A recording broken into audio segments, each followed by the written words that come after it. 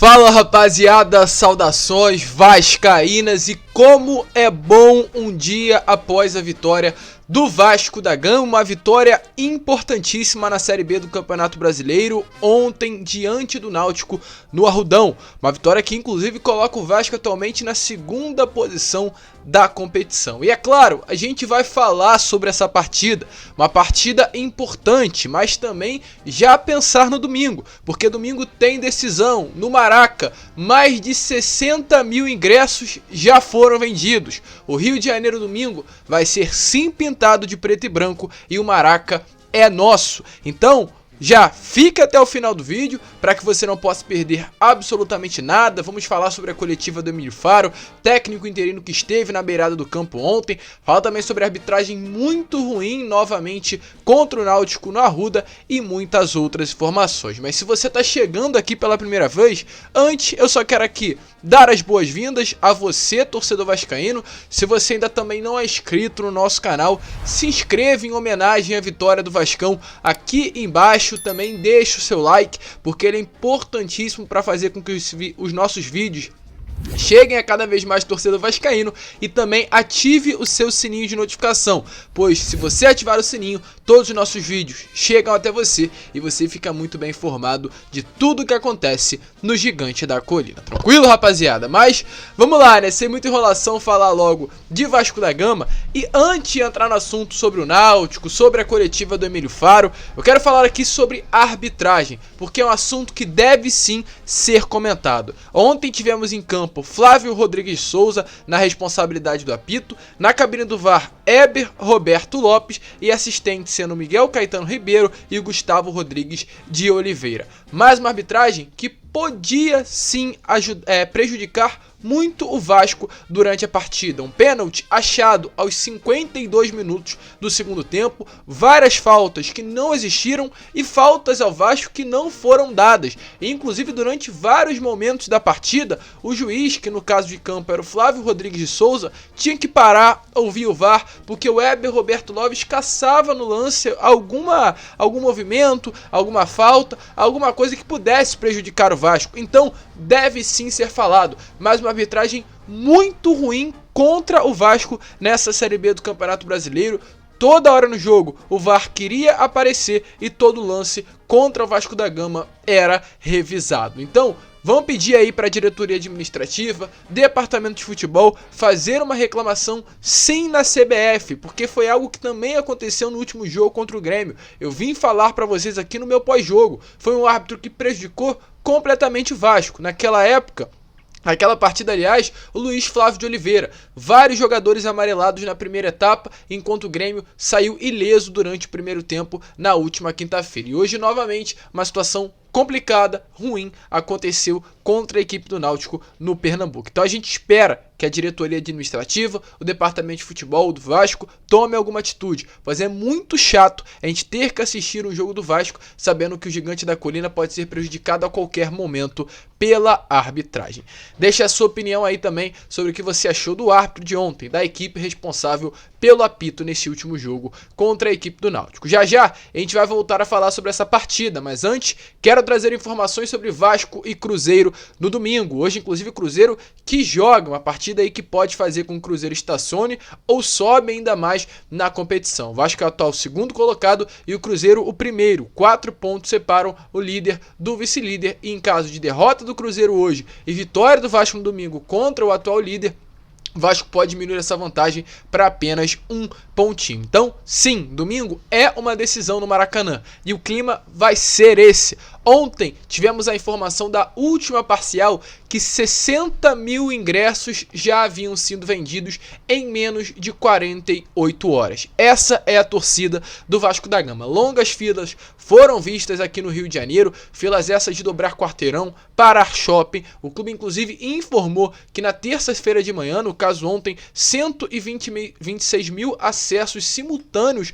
ocorreram no site oficial, no site de venda do Vasco, fazendo com que inclusive uma instabilidade no sistema acontecesse. A carga total para essa partida de 65 mil ingressos, ou seja, em breve poderemos ter mais alguns ingressos sendo vendidos nessa manhã tarde de quarta-feira. Expectativa de casa cheia e quem sabe a diretoria não pode dar um jeitinho, liberar mais ingressos, né, nos próximos dias, fazer com que, quem sabe, até mesmo o recorde de público do Maracanã, que atualmente pertence ao Flamengo, possa ser batido para o Gigante da Colina. Se você vai na partida, deixa aqui nos comentários, porque domingo poderemos nos encontrar lá no Maraca. E seguindo, né, rapaziada, porque o vídeo é longo, o vídeo tem muitas informações para serem faladas a você, torcedor. Mas antes, quero falar sobre a partida de ontem contra a equipe do Náutico. Uma partida importante, um Vasco que venceu por 3-2 e venceu calma. Acredito que o torcedor vascaíno que acompanhou o jogo, ficou claro que o Vasco não passava dificuldade. Qualquer momento que o Vasco quisesse, podia ir no ataque na defesa do Náutico, ir ao ataque e fazer um gol. Inclusive também não corria perigos defensivos. O gol que o Vasco tomou foi num erro, foi numa bobagem ali do sistema defensivo, o primeiro do Náutico, e o segundo foi um pênalti inventado pelo Éber Roberto Lopes. Após isso, né, em excesso disso, não houve muito perigo para o goleiro Thiago Rodrigues. Essa partida, inclusive, foi marcante, porque após quase 3 meses, o Vasco voltou a vencer com 3 gols no placar. A última vez que isso havia acontecido tinha sido lá no dia 13 de abril, contra a equipe do Resende em São Januário, ainda pelo Campeonato Carioca. Ou seja, foi um placar sim importante para o Vasco na competição. Inclusive sobre ontem, após os gols do Figueiredo e do Nenê, os dois chegaram a uma marca importante na Série B. Os dois participaram de 8 dos 11 gols marcados pelo Vasco na Série B do Campeonato Brasileiro. E após a vitória, como está aparecendo aí na imagem para vocês, essa imagem, uma linda foto que para mim representa o que é o Vasco nessa temporada de 2022. Um Vasco que dentro de campo dá raça, dentro de campo mostra a vontade de vencer e é apoiado fora dele pelo seu torcedor. Uma imagem que mostra uma simbiose entre torcida, entre arquibancada e elenco. E quando essa simbiose acontece, amigo, quando o torcedor apoia e quando o elenco compra o barulho do torcedor, é impossível dar errado. Nunca dá, e com certeza se esse clima, isso que está acontecendo hoje dentro do Vasco permanecer, no final do ano estaremos juntos comemorando o acesso à elite do futebol brasileiro. Tem alguns destaques para falar antes de entrar no assunto da coletiva do Emílio Faro sobre essa partida de ontem. Primeiro deles, Danilo Boza, estreia do zagueiro e uma grande estreia, na minha opinião, do atleta que está emprestado do Juventude até o final dessa temporada. Inclusive, como está aparecendo também na imagem para vocês, a família dele ontem esteve assistindo a partida, todos reunidos e todos com a camisa do Vasco da Gama. Na sua estreia contra o Náutico ontem no Arruda, ele atuou durante 90 minutos, não foi substituído e tem números bons. Foram 8 cortes, 1 desarme, 2 chutes travados e 88,3% de precisão nos passes, uma nota do SofaScore de 7.0. Além disso, teve 6 bolas longas precisas e 4 duelos ganhos. Mas como está aparecendo aí na imagem para vocês, esse é o mapa de passes das equipes do Náutico e do Vasco no primeiro tempo. O tamanho da circunferência determina o setor, no caso, aliás, o local da circunferência determina o setor onde o atleta mais atuou e o tamanho da circunferência determina o maior número de passes certos trocados na partida. Ou seja, demonstra que o Danilo Boza é de fato o jogador que tem a maior circunferência, ou seja, tem o maior número de passes certos e realmente evidencia a importância do atleta ontem para que o Vasco pudesse ter uma maior precisão na saída de bola. Ontem acredito que ficou nítido durante a partida que o Danilo Boza foi um jogador que deu uma qualidade na saída de bola e foi um jogo que o Vasco teve mais tranquilidade para trabalhar esse passe no seu sistema defensivo. Tudo isso, é claro, teve a importância do atual zagueiro que fez a sua estreia ontem contra o Náutico. O Quinteiro segue para mim sendo titular, mas tem alguém no cangote dele agora, atrás da orelha, que qualquer erro, qualquer mole pode acabar ganhando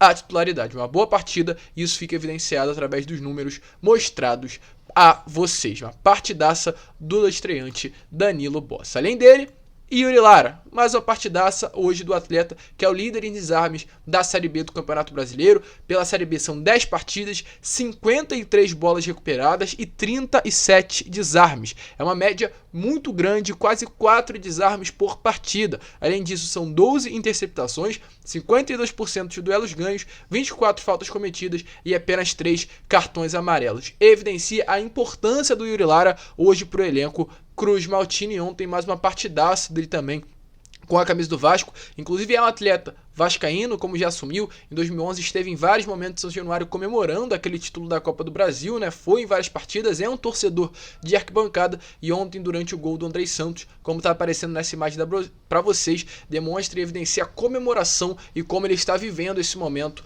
com a camisa do Vasco da Gama. Além desses dois, quero falar também de mais três: Figueiredo, Nenê e Andrei Santos. Primeiramente sobre o Nenê. Ontem ele fez a marca de 10 jogos com a camisa do Vasco na Série B, devido a uma suspensão não conseguiu atuar nos 11 e nesses 10 jogos são 3 gols e 3 assistências. É o segundo jogador com mais participações em gols na Série B do Campeonato Brasileiro, no caso 6, ou seja, é uma peça que, é claro, falta intensidade, falta idade, mas é um jogador que demonstra ser importante para o Vasco no restante dessa temporada. Com relação ao Figueiredo, que para mim foi o segundo melhor e está apenas atrás, aliás, está à frente do Nenê com relação à atuação nesta partida de ontem. Merece sim também, ficou claro, ser testado como um camisa 9, uma partida que demonstra a qualidade que ele tem na função dentro da área. O Vasco precisa que o Vasco tenha necessidade, né, de um 9, e essa ausência pode sim ser suprida com o Figueiredo, mas para que isso aconteça, um ponta precisa chegar, porque é um jogador de muita qualidade, então até no extremo, na extrema do campo, ele está conseguindo demonstrar um bom futebol. Às vezes passando ele para o meio, pode ficar faltando ali, né, um pedaço no lado de campo, mas é um atleta importante, jogou muita bola ontem e realmente demonstra qualidade, demonstra que será um atleta muito importante para o restante dessa temporada. E por último, para encerrar, Andrei Santos, um atleta que para mim ontem foi o melhor da partida. Apenas 18 anos, estará de saída, né, nos próximos dias, ficará fora da próxima rodada, pois estará viajando com a seleção brasileira para um pequeno torneio amistoso, seleção sub-20, e ontem foi o grande destaque. Primeiro em duelos, no caso, primeiro em duelos ganhos, primeiro em gols, primeiro em acerto no drible, segundo em dribles certos e o segundo em falta sofridas. Uma nota segundo o SofaScore de 7.8, mas para mim uma nota que chega a 10. Um grande jogador, uma peça que sem dúvida nenhuma será importantíssima para o Vasco, não somente durante a temporada, mas durante muitos anos, que em breve estará acertando a renovação com o Gigante da Colina, e a gente espera que com a chegada da empresa norte-americana fique muito tempo vestindo a camisa do Vasco da Gama. Gostou da partida do Andrei? Deixa aí também a sua opinião, aliás, nos comentários. E agora, para finalizar, falar sobre Emílio Faro, porque ontem ele deu uma entrevista coletiva como técnico do Vasco da Gama. Atualmente é um interino, mas hoje faz a função de treinador. Ontem esteve na beirada de campo e mostrou que realmente é competente, principalmente na coletiva. Ele já chegou na coletiva agradecendo ao técnico Zé Ricardo, um treinador com muita experiência, um treinador que já foi auxiliar do Jair Ventura, hoje técnico do Goiás, que tem passagens por Botafogo, por Sport, por Chapecoense, e hoje faz parte, no caso, o Emílio Faro, da comissão permanente do Vasco, que chegou no ano de 2022. Então o Emílio já chegou, como repetido, agradecendo ao técnico Zé Ricardo e o trabalho desenvolvido dentro do Vasco. Fala daí, Emílio, o que você achou da equipe e também seu agradecimento ao antigo treinador. Então, como vocês viram aí, né, o Emílio elogiando muito o legado deixado pelo Zé Ricardo e agradecendo ao ex-técnico do Vasco da Gama. Sobre domingo, uma grande possibilidade de novamente o Emílio estar na beirada de campo, até porque o Vasco tem nomes no radar para ser o treinador,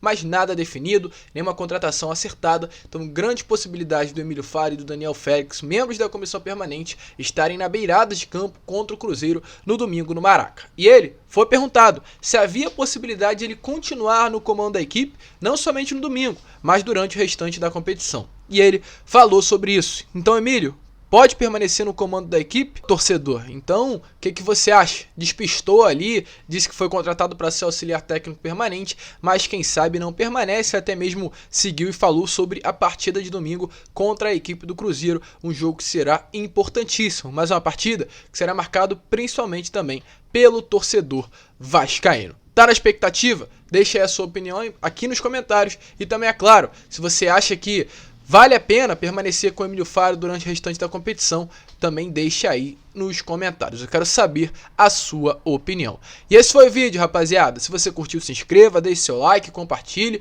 Você esteve no Acorda Vascão e por volta de 1 hora, meio-dia, 2 horas, retornaremos, né, com mais um vídeo, o Fala Gigante, a segunda edição da quarta-feira. Grande abraço a todos, vamos que vamos, fiquem com Deus e, é claro, saudações vascaínas.